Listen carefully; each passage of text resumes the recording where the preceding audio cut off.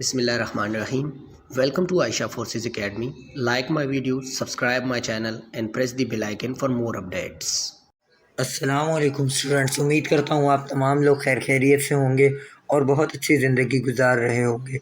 Students, आप लोगों को याद होगा हमारी पाक नेवी की जॉब्स अनाउंस हो चुकी हैं, सेलर अल्फ़ा 2025 की, और हमने उनकी प्रिपरेशन भी काफ़ी टाइम से स्टार्ट कर दी हुई है, जिसके अंदर हमारे बहुत से पार्ट्स हो चुके हैं। एकेडमिक भी हम कर रहे हैं, इंटेलिजेंस भी हमारी साथ साथ चल रही है। अब ये वाली वीडियो में हम एकेडमिक के चंद सवालात, अहम सवालात देखेंगे, तो वीडियो को एंड तक लाजमी देखें ताकि आपकी सारी एकेडमिक की कन्फ्यूजन्स क्लियर हो सकें। By that video for sure you will not be able to find any mistakes in your exam. So stay tuned with us, subscribe our channel. Okay, पूरी वीडियो लाजमी देखें। अच्छा स्टूडेंट, पहला question आ जाता है हमारे पास। The rate of change of displacement is called dash. जो चेंज होने का rate of change of displacement के चेंज होने का जो रेट है उसको क्या बोला जाता है? तो बहुत सारे ऑप्शंस है, velocity, speed, acceleration, uniform velocity. तो राइट ऑप्शन है वेलोसिटी, ए ऑप्शन हमारा राइट होगा। अच्छा, ये समझ लें पहले क्या होता है। तो इसको जो है rate of change of displacement क्या होता है? एक होता है डिस्टेंस, फिजिक्स की बेसिक्स हैं ये, बेसिक्स टर्मिनोलॉजीज हैं। एक होता है डिस्टेंस और एक होता है डिस्प्लेसमेंट। ठीक है, डिस्टेंस क्या होता है? हमारे पास हम फ़र्ज़ कर लें हम रास्ता ले लेते हैं, एक कराची में शारा फैसल से रास्ता लेते हैं सदर तक का। ठीक है, सदर तक का। ठीक है, शारा फैसल से आपको सदर तक जाना है। अब आप बिल्कुल सीधा सीधा जाएंगे, शारा फैसल पे से अगर आप गुज़रते हो तो आपको कई जगह पे टर्न लेना पड़ेगा, कहीं पे मुड़ना पड़ेगा। ठीक है, तो पूरा आप डिस्टेंस कवर करके जाएंगे। कभी इधर आखिर में जाके आगे जाके आपको अलग अलग तरीके के मोड़ काटने पड़ेंगे। समझ रहे ना? अब ये जब मोड़ काटने वाला जो रास्ता आता है ना, ये आता है हमारे पास डिस्टेंस के अंदर। जब भी कहीं हमने इधर उधर सिंपल सी नॉर्मल सी, अगर हमने शारा फैसल से सदर जाना है तो जो हम रास्ता कवर करेंगे उसको हम डिस्टेंस बोलेंगे। लेकिन डिस्प्लेसमेंट क्या होता है? डिस्प्लेसमेंट थोड़ा सा चेंज होता है। यही फ़र्ज़ कर लें हमने शारा फैसल से सदर ही जाना है अभी, तो हम क्या करेंगे? बिल्कुल सीधा सीधा जाएंगे। डिस्प्लेसमेंट में हमें सीधा सीधा रास्ता हमारी पिन पॉइंट लोकेशन तक होता है, उसके अंदर हमें मोड़ नहीं काटना पड़ता। आप बोलेंगे कि शारा फैसल के रास्ते में हम मोड़ काटे बगैर कैसे जाएं? ऐसा ये सिर्फ इमेजिन होता है, ये सिर्फ हम सोच सकते हैं, ये असल में कर नहीं सकते। तो डिस्प्लेसमेंट में हमें मोड़ नहीं काटना होता, सीधा सीधा बस हम इमेजिनरी फिज़िक्स के अंदर रास्ता लाइन ड्रॉ करके उसका रास्ता होते हैं देखते हैं। होता है ये भी डिस्टेंस ही है, लेकिन बिना मोड़ काटे इधर उधर जाए बगैर। ठीक है, तो उम्मीद करता हूँ समझ आई होगी। तो जो डिस्प्लेसमेंट का जो चेंज होने का रेट होता है उसको हम वेलोसिटी बोलते हैं। अच्छा स्टूडेंट, नेक्स्ट क्वेश्चन है question number 2। She explain the solution to us a dash a patient manner. तो इन लोगों ने पूछा हुआ है शी एक्सप्लेन, उसने जवाब दिया, टू अस हमें, उसने हमें समझाया, सोल्यूशन बताया, मतलब सवाल सॉल्व करवाया, डैश अ पेशेंट मैनर, बड़े अच्छे तरीके से। तो इसके अंदर ऑप्शंस दिए, टू अस के बाद ऑन अ पेशेंट मैनर आएगा, एट अ पेशेंट मैनर आएगा, ऑफ अ पेशेंट मैनर आएगा, इन अ पेशेंट मैनर आएगा। तो इसकी जो सही प्रपोजिशन होगी वो इन होगी, लास्ट डी ऑप्शन राइट होगा। अच्छा स्टूडेंट, नंबर 3 देखें। The mixture was composed dash sand and salt. अच्छा, एक मिक्सचर है जो कि बना है किससे? सैंड से और सॉल्ट से। अब इसके अंदर बीच में प्रपोजिशन लगवाना है। ऑफ सैंड एंड सॉल्ट आएगा, फ्रॉम सैंड एंड सॉल्ट आएगा, O double F of sand and salt आएगा, या फॉर सैंड एंड सॉल्ट आएगा। तो सैंड यानी कि मट्टी और नमक से एक मिक्सचर बना है, उसकी प्रपोजिशन बतानी है। तो ए वाला ऑप्शन हमारे पास करेक्ट होगा, ओ एफ ऑफ प्रपोजिशन ठीक होगा। अच्छा स्टूडेंट, नेक्स्ट क्वेश्चन है question number 4। Dash the sound of gun, people start running. Gun की आवाज़ आते ही, गोली बंदूक की आवाज़ आते ही लोगों ने भागना शुरू कर दिया। ठीक है, तो इसके अंदर हमारे पास 4 ऑप्शन दिए, कौन सा प्रपोजिशन आएगा? फॉर आएगा, ऑफ आएगा, इन एट आएगा, या डी पर एट आएगा। तो जो राइट ऑप्शन होगा वो होगा at the sound of gun people start running. At बिल्कुल करेक्ट ऑप्शन होगा। वाटर नेक्स्ट है, वाटर का बॉइलिंग पॉइंट बताना है। वाटर बॉइलिंग पॉइंट, पानी का जो है पानी किस टेम्परेचर पे उबलना शुरू हो जाता है, ये बताना है। ए पर है 99 डिग्री सेंटीग्रेड, बी पर है 100 डिग्री सेंटीग्रेड, सी पर है 110 डिग्री सेंटीग्रेड, डी पर है 115 डिग्री सेंटीग्रेड। तो जो हमारा राइट ऑप्शन होगा वो होगा option number B, 100 degree centigrade. 100 degree centigrade पर पानी उबलना शुरू हो जाता है। 6 पर है हाउ मनी डेजर्ट्स इन पंजाब। पंजाब में कितने रेगिस्तान मौजूद हैं? तो हमारे पास ऑप्शन दिए हैं, ए पर है 3, बी पर है 2, सी पर है 4 और डी पर है 6। तो हम पंजाब में 2 डेजर्ट हैं, 2 रेगिस्तान पाए जाते हैं, तो बी ऑप्शन 2 वाला राइट होगा। अच्छा स्टूडेंट, नेक्स्ट क्वेश्चन है question number 7। Which metal is used as the filament of an electric bulb. वो कौन सा ऐसा मेटल है जो कि इलेक्ट्रिक बल्ब में, जो हमारे घरों में बल्ब वगैरह लगे होते हैं उनके अंदर यूज़ होता है। मेटल का नाम क्या है? वो एज अ फिलामेंट, मतलब एक बल्ब को जलाने के लिए एक अंदर एक मेटल यूज़ होता है जो कि पिघला हुआ मेटल होता है, उसका नाम क्या होता है? इधर हमारे पास 4 ऑप्शन दिए हैं। ए पर है लेड, बी पर है कॉपर, सी पर है टंगस्टन, डी पर है आयरन। तो स्टूडेंट जो इसका राइट आंसर होगा वो होगा option number C, tungsten. Tungsten जो है हमारे घर के जो हमने नॉर्मली बल्ब लगाए होते हैं उनमें यूज़ होता है। अच्छा स्टूडेंट, नेक्स्ट क्वेश्चन है 8। क्वेश्चन 8 में पूछा गया transformer is used for dash. Transformer जो हमारे पास लगे होते हैं बड़े बड़े, वो किस लिए यूज़ होते हैं? तो इसके अंदर 4 ऑप्शन दिए हमारे पास। ए पर है वोल्टेज, वोल्टेज पता करने के लिए। बी पर है वर्क, वर्क पता करने के लिए। सी पर है एनर्जी, एनर्जी पता करने के लिए। डी पर है चार्ज, चार्ज के लिए।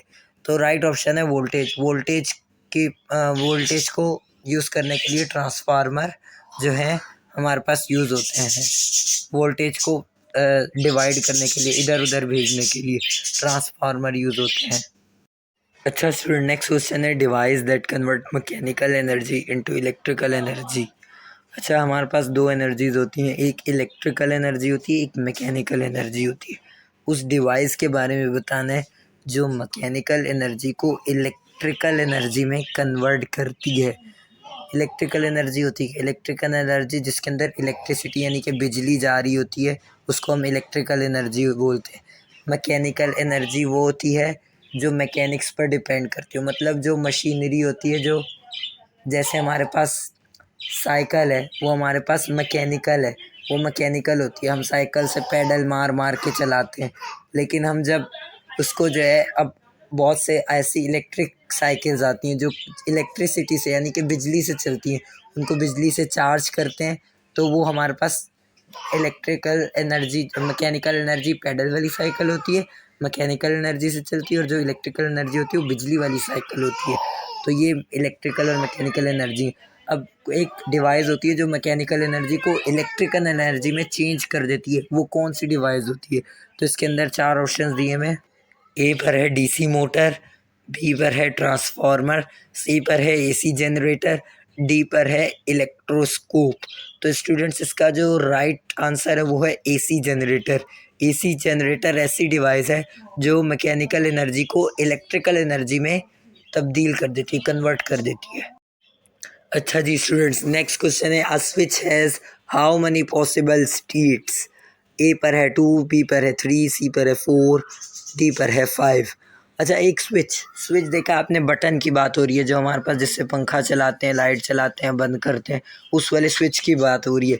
उसके अंदर कितनी चीज़ें पॉसिबल हो सकती है, मतलब वो कितनी चीज़ों के काम आ सकता है, ये पूछा गया। तो इसका जो राइट ऑप्शन होगा वो होगा ए, 2 चीज़ों के काम आ सकता है। या तो हम उसको खोल सकते हैं या तो हम उसको बंद कर सकते हैं, इसके अलावा और कुछ नहीं हो सकता। अच्छा स्टूडेंट, नेक्स्ट क्वेश्चन है question number 11। In a computer terminology, computer में जो process data is called dash. अच्छा, कंप्यूटर के अंदर जब जो डेटा हमारा प्रोसेस हो चुका होता है, जिसका काम कंप्लीट हो चुका होता है, उसको हम क्या बोलते हैं? ए पर है आउटपुट, बी पर है इंफॉर्मेशन, सी पर है इनपुट, डी पर है प्रोसीजर। तो स्टूडेंट्स इसका जो राइट आंसर होगा वो होगा ऑप्शन नंबर बी, इंफॉर्मेशन। जो डेटा कंप्यूटर में प्रोसेस हो जाता है, जिसका काम कंप्लीट हो जाता है और उसको हम एक जगह रख देते हैं, वो इंफॉर्मेशन कहलाती है। अच्छा जी, तो स्टूडेंट नेक्स्ट क्वेश्चन है हमारे पास, question number 12। Alexander Graham Bell in 1876 made a dash. Alexander Graham Bell एक साइंटिस्ट का नाम था एक, तो इन्होंने 1876 में कोई चीज़ बनाई थी। अब वो क्या चीज़ बनाई थी हमें बताना है। 4 ऑप्शन दिए हैं। ए पर है मशीन, क्या 1876 में बेल ने मशीन बनाई थी? क्या बी में कंप्यूटर बनाया था? क्या बेल ने टेलीफोन बनाया था? या क्या बेल ने सेल बनाया था? तो ऑप्शन राइट जो है वो ऑप्शन नंबर सी, टेलीफोन।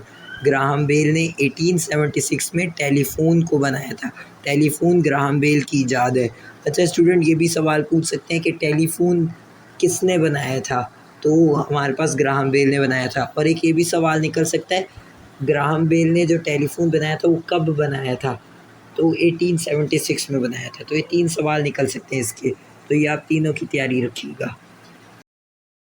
अच्छा स्टूडेंट, नेक्स्ट क्वेश्चन है हमारे पास, question number 13। At the radio station, यानी कि रेडियो स्टेशन की बात हो रही है। रेडियो स्टेशन में sound waves are change into electrical signals through dash. A पर है माइक्रोफोन, बी पर है मोडेम, सी पर है स्पीकर, डी पर है हेडफोन। पहले समझ लेते हैं। जो रेडियो स्टेशन में जो आवाज़ होती है, जो साउंड रिकॉर्ड किया जा रहा होता है, जो हम तक साउंड पहुंच रहा होता है, और वो जब साउंड रिकॉर्ड किया जा रहा है होता है, तो उसको किस चीज़ से इलेक्ट्रिकल सिग्नल्स में, ज़ाहिर सी बात है अगर हम रेडियो स्टेशन में साउंड जो है अपना इलेक्ट्रिकल सिग्नल्स में जब तक कन्वर्ट नहीं करते तब तक वो रेडियो के सिग्नल हमारे पास नहीं पहुंच सकते।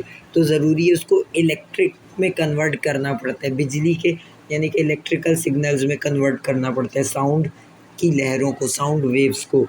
तो वो किस चीज़ के ज़रिए से हम इलेक्ट्रिकल एनर्जी में, किस मशीन के ज़रिए से इलेक्ट्रिकल सिग्नल्स में कन्वर्ट करते हैं, ये बताना है। तो 4 ऑप्शंस दिए, इनमें से जो राइट ऑप्शन है वो है हमारे पास option number A. Option number A में है माइक्रोफोन। अच्छा, तो स्टूडेंट क्वेश्चन नंबर 14 है, when a body is in equilibrium its acceleration is dash. A पर है यूनिटी, बी पर है पॉजिटिव, सी पर है नेगेटिव, डी पर है ज़ीरो। जब बॉडी इक्विलिब्रियम में होगी तो उसकी एक्सेलरेशन कितनी होगी? अब दो चीज़ें समझनी पड़ेंगी स्टूडेंट्स हमें, एक इक्विलिब्रियम, एक एक्सेलरेशन। इक्विलिब्रियम क्या होता है? Body is in equilibrium, body एक इक्विलिब्रियम में। इक्विलिब्रियम वो होती है जिसमें एक चीज़ की स्पीड बिल्कुल सेम रहे। या तो एक चीज़, फॉर एग्जांपल हमारे पास एक पंखा है, चल रहा है, वो उसकी स्पीड जब तक हम उसको छेड़ेंगे नहीं तो वो एक ही स्पीड रहेगी। स्पीड उसकी पंखे की खुद ब खुद चेंज नहीं होती रहती कि कभी 100 की स्पीड में चल रहा है, कभी 120 की स्पीड में, कभी 200 की स्पीड में पंखा चल रहा है। नहीं, पंखा हमेशा एक ही स्पीड में चलता है। ठीक है, तो जो चीज़ एक ही स्पीड में होती है उस, अब पंखा एक ही स्पीड में चल रहा है, पंखे को हमने बॉडी बोल दिया। पंखा, बॉडी इज़ इन इक्विलिब्रियम, पंखा इक्विलिब्रियम में है, तो इसकी एक्सीलरेशन कितनी होगी? एक्सीलरेशन समझनी है। इक्विलिब्रियम यानी कि एक ही चीज़ में जो चीज़, एक ही स्पीड में जो चीज़ चल रही होती है या रुकी हुई भी हो सकती है। फॉर एग्जांपल पंखा चल रहा है, गोल गोल घूम रहा है एक ही स्पीड में, तो ये इक्विलिब्रियम में है। अब एक चीज़ रुकी हुई है, एक पेन है वो आपके टेबल पे पड़ा हुआ है, उसके ऊपर भी कोई चीज़, उसकी ना स्पीड चेंज हो रही है ना स्पीड कम हो रही है, क्योंकि वो भी एक ही स्पीड में पड़ा हुआ है ना भाई, उसको तो हम कुछ छेड़ नहीं रहे, तो वो एक ही जगह रुका हुआ है, तो वो भी इक्विलिब्रियम में है। जब तक अगर हम उसको, पेन को धक्का दे के आगे ना बढ़ाएं या धक्का दे के पीछे ना खींचें तो तब तक वो इक्विलिब्रियम में रहेगी। तो कोई चीज़ कांस्टेंट, क्योंकि इक्विलिब्रियम का मतलब रुकी हुई चीज़ भी एक कांस्टेंट होती है। कांस्टेंट का मतलब होता है बिल्कुल ना आगे जा रही है ना पीछे जा रही है। पंखा भी एक ही स्पीड में घूमी जा रहा है, ना उसकी स्पीड बढ़ रही है ना कम हो रही है, तो ये इक्विलिब्रियम होता है। समझ आ गया होगा इक्विलिब्रियम, उम्मीद करता हूँ। एक्सीलरेशन बता दूँ, एक्सीलरेशन किसी चीज़ के बढ़ाने को बोलते हैं। तो अब अगर पंखा एक जगह घूमी जा रहा है, अब तो इसकी एक्सेलरेशन कितनी होगी? क्यों एक्सेलरेशन, यानी कि हम बढ़ा तो रहे नहीं है। जब बॉडी इक्विलिब्रियम में है, ज़ाहिर सी बात है वो एक ही स्पीड में घूम रहा है, हम उसकी स्पीड बढ़ा तो रहे नहीं हैं। तो जब हम उसकी स्पीड नहीं बढ़ा रहे तो उसकी एक्सेलरेशन, उसकी बढ़ाने की जो ताकत है वो ज़ीरो ही होगी, क्योंकि बॉडी तो इक्विलिब्रियम में एक ही स्पीड में, उसकी स्पीड बढ़ ही नहीं रही। तो इसका ऑप्शन होगा ज़ीरो, डी ऑप्शन राइट होगा। अच्छा स्टूडेंट, नेक्स्ट क्वेश्चन है question number 15, the states of equilibrium are. अब मैंने आपको इक्विलिब्रियम तो समझा दिया, अब इन इक्विलिब्रियम की ना कुछ स्टेट्स होती हैं, तो वो हमने बताने कितनी स्टेट्स होती हैं। तो ए पर है 2, बी पर है 4, सी पर है 3, डी पर है 5। तो इक्विलिब्रियम की जो स्टेट्स होती हैं वो 3 स्टेट्स होती हैं, यानी कि 3 तरह का इक्विलिब्रियम होता है। इसमें 3 होते हैं मेरे ख्याल से, मुझे सही से याद तो नहीं। एक स्टैटिक इक्विलिब्रियम होता है, एक डायनेमिक इक्विलिब्रियम होता है और एक और होता है तीसरा। स्टैटिक इक्विलिब्रियम में मतलब एक चीज़ जो रुकी हुई है हमेशा जगह पर, और एक डायनामिक इक्विलिब्रियम में एक चीज़ जो घूमी जा रही है एक स्पीड में। एक तीसरा होता है, वो मुझे याद नहीं है, मैं अगली वीडियो में आपको वो भी बता दूंगा, ठीक है। तो इसका 3 ऑप्शन राइट होगा। फ्रेंड्स, अगर आपको वीडियो पसंद आई हो तो आप लाइक करें, सब्सक्राइब करें और शेयर भी करें। अगर आपको कोई भी प्रॉब्लम आए तो आप कमेंट करके मुझसे कुछ भी सवाल पूछ सकते हैं। मैं एवरी टाइम आपके लिए रेडी रहूँगा और आपका कमेंट का जवाब दूंगा इंशाल्लाह। तो स्टूडेंट, अल्लाह हाफिज़, अपना ख्याल रखिएगा।